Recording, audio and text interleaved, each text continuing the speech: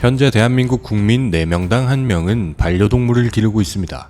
그만큼 개물림 사고와 같은 반려동물 사고도 많이 일어나고 있죠.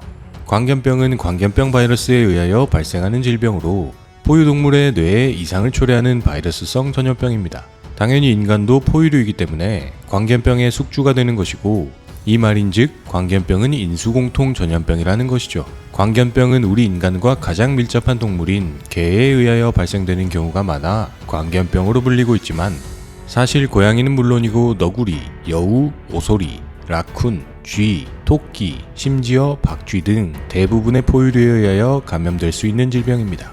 광견병 바이러스를 가진 개에게 물리게 되면 바이러스는 서서히 우리 몸의 면역 체계를 정지시키고 뇌신경을 공격하며 잠복기를 가집니다. 일반적으로 1에서 2개월 정도의 잠복기를 가진 후 광견병 증상이 본격적으로 발현되기 시작하는데, 증세가 발현되기 시작하면 치사율이 99%에 육박하죠. 전 세계적으로 매년 5만 5천여 명이 광견병에 걸리고 있는데, 2022년 기준으로 확인된 생존자는 20명이 안 되니까 사실상 치사율 100%라고 해도 무방할 정도의 무서운 질병이며 인류가 아직 정복하지 못한 질병 중 하나죠. 개물림 사고 등으로 광견병 바이러스가 체내에 감염되게 되면 초기에는 바이러스가 면역 체계를 서서히 정지시켜 우리 몸은 감기 몸살과 유사한 증상을 느끼며 물린 부위에 가려움증이나 열감을 느끼게 됩니다. 시간이 지나면서 바이러스가 뇌를 공격하기 시작하면 정신 이상 증세가 발현되기 시작하고, 환자들은 서서히 예민해지며 화를 잘 내고 공격적인 성향을 띠게 됩니다. 또한 공수증, 즉 불안감과 더불어 물을 무서워하기 시작하는데, 목이 말라 물을 마시는 경우에도 물에 대한 공포 때문에 식도 근육 등에서 경련이 일어나기도 하죠. 이 물에 대한 공포감은 침을 삼킬 때도 동일하게 적용되어 두려움에 침을 삼키지 못하고 흘리게 되는 것입니다. 또한 물뿐만 아니라 바람이 부는 것, 햇빛이 비추는 것에도 과민 반응을 보이기 시작하는데요. 바람이 부는 것을 무서워하며 햇빛이 신체에 비추면 정신 이상 증세를 보이며 빛이 없는 어두운 곳으로 숨어 들어가기도 합니다. 이렇게 증상이 발현되면 통상 일주일 이내에 정신착란, 마비, 호흡장애 등으로 사망에 이르게 되는 것이죠. 앞서 언급했듯이 치료법은 없습니다. 대한민국은 광견병 청정지역으로 분류되지 않고 있습니다. 하지만 다행인 것은 우리나라에서 사람이 광견병에 걸려 사망하게 되는 일은 극히 드문 일이며, 2005년 이후에는 대한민국 국민이 광견병에 감염된 사례가 아직 보고되지 않고 있습니다. 그리고 한국은 의무적으로 주인이 있는 반려동물의 경우 광견병 백신 접종을 해야 하기 때문에 국내에서 광견병에 걸릴 위험은 매우 낮죠. 하지만 광견병 위험이 높은 중국, 인도 등의 국가에서 여행을 하다가 개물림 사고를 당하게 되면 그 즉시 병원에 가서 광견병 예방접종을 받아야 합니다.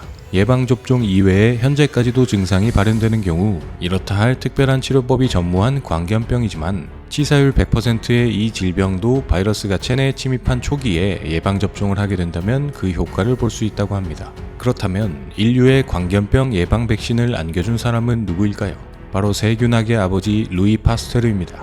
놀랍게도 파스테르가 살던 19세기에는 미생물, 즉 우리 눈에 보이지 않는 미세한 생물체가 존재한다는 사실이 밝혀진 지 얼마 되지 않았던 때였죠. 파스테르는 우리 눈에 보이지 않는 미세한 생명체가 인간의 몸에 들어갔기 때문에 인간이 질병에 걸리는 것이라고 생각했고, 광견병 역시 같은 논리로 인간의 몸속에 광견병 균이 들어갔기 때문에 발생하는 질병이라고 확신했죠.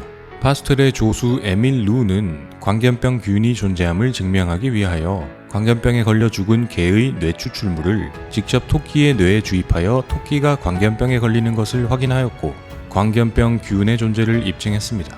이어서 실험을 통해 광견병 균은 시간이 오래 지날수록 그 독성이 약해진다는 사실을 파악한 파스테르는 오래되어 병독성이 약해진 배양액을 개들에게 며칠 동안 연속으로 주사함으로써 개들이 더 이상 광견병에 걸리지 않도록 만드는 성과를 이뤄낼 수 있었죠.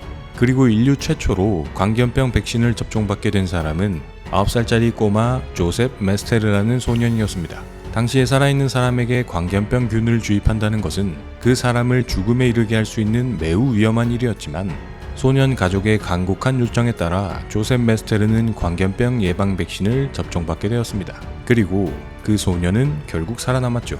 이 백신의 성공 소식은 금세 유럽 전역으로 퍼져나갔고, 멀리 러시아에서도 파스텔의 광견병 백신을 기적의 치료라고 소개하며 인류는 광견병으로 인한 사망자를 획기적으로 줄여나갈 수 있게 됩니다.